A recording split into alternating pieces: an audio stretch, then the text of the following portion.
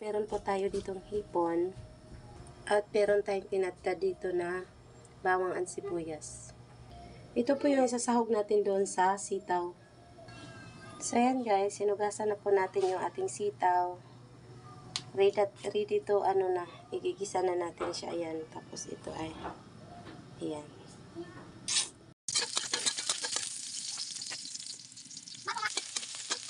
Okay guys, igigisa na natin yung ating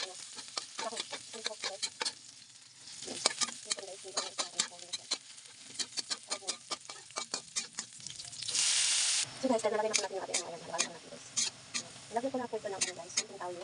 Ayan. Isa lang natin. Mas masarap po kasi pag natural lang. Hindi ko po siya, guys, nilagyan ng paminta kasi ayaw ng mga anak ko, sinangsan daw.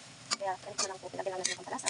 At hindi po din ayaw ng kami, lagyan ng guys, hindi niya type yung kami na pork. Kaya ito na lang. Mas lit nito na itong ulam. Tapos guys, tapos na po, tatakpan lang natin po. Ito na lang po yung ating steam beans or sitaw. Yan. Pag nalang ko na yan, pinag natin siyang halagyan ng kaunting, lagyan ko natin siya ng kaunting pampalasa niya. Yan lang guys, hintayin lang natin, natin maluto.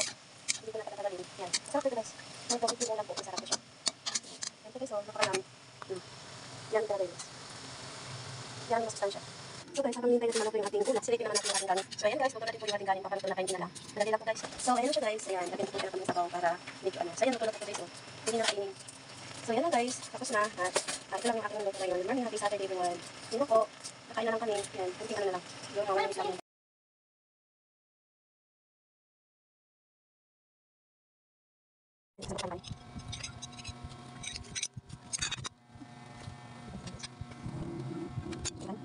Guys, nakaready ng ating mga plato. Yan.